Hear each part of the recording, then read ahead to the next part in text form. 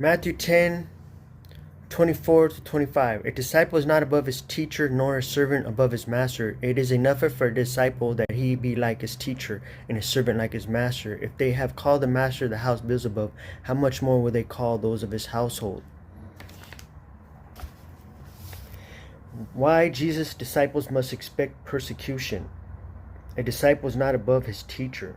Simply put, the disciples should not expect to be treated any better than Jesus was treated. If they called Jesus himself Satan, Beelzebub, which means Lord of the Flies, how much worse should the disciples of Jesus expect?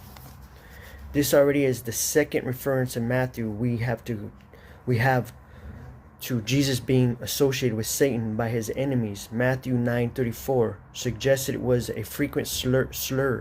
It's a frequent slur. They kept calling him Satan. It is enough for a disciple that he be like his teacher and a servant like his master. This is the goal of both the disciples and servants of Jesus. We simply want to be like our teacher and master. Romans 8:29. It says that we are to be conformed to the image of his Son.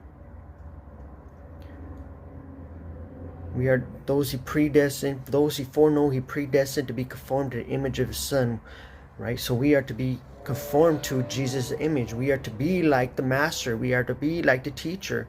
We are to look like Christ. We're supposed to act like Christ. We're supposed to speak like Christ, teach like Christ, and preach like Christ, right? So this is our calling. Matthew 10:26-39.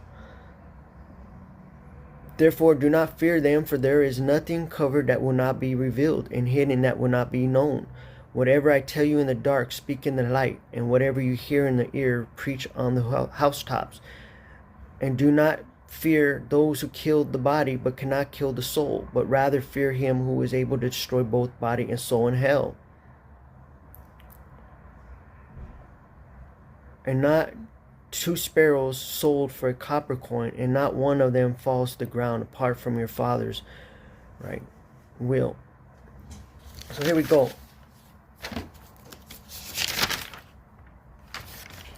So therefore do not fear them. Jesus' disciples have confidence that the truth would prevail, so they should go out and preach it with boldness despite the danger of persecution.